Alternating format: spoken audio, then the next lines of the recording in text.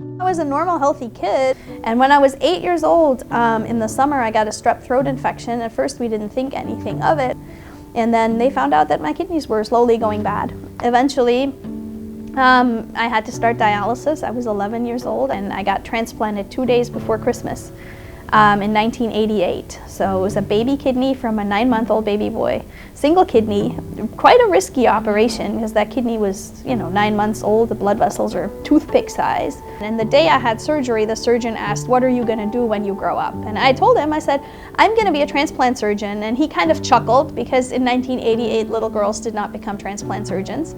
That was just not a thing. And I said, "No, I'm going to be a transplant surgeon." And yeah, became a transplant surgeon eventually. This kidney is, 30 years old and failing. Kidneys don't last forever. We wish they did.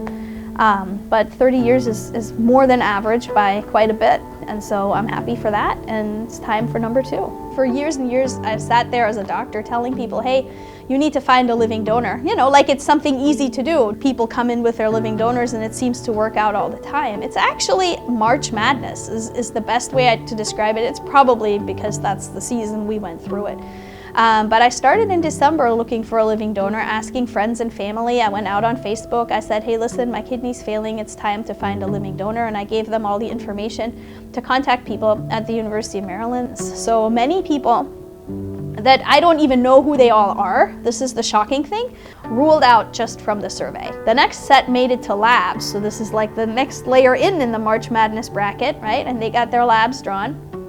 And then we tried to figure out who's the best blood group and who might be a match and who's healthy enough for kidney function-wise to be a donor. So the next person they worked up, because usually family members are pretty rare to back out, they picked my husband. And so he was getting worked up on our 10th wedding anniversary, and he jokingly the morning of surgery said, well, if I have cancer, you're gonna figure this out by this afternoon. And I'm like, yep, he sure will. And no sooner was it lunchtime that we knew that he had a cancer in his right kidney.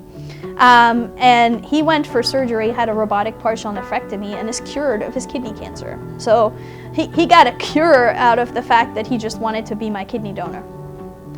And then we kept going. The next in line was my husband's sister. She was blood group B, and she made it all the way through the workup and got approved as a possible donor. So we were like, oh yes, now we have a blood group B donor, but I can't take B because I'm O.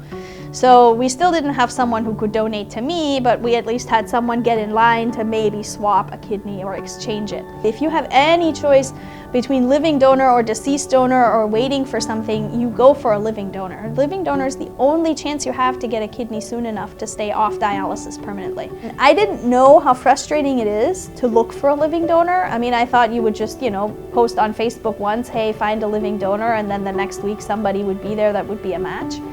It's a much longer process than that, and I had to even go on Facebook 2, 3, 4 times. So it's interesting, I posted a picture of me and my kid and said, hey, this kid needs a mom who's functional.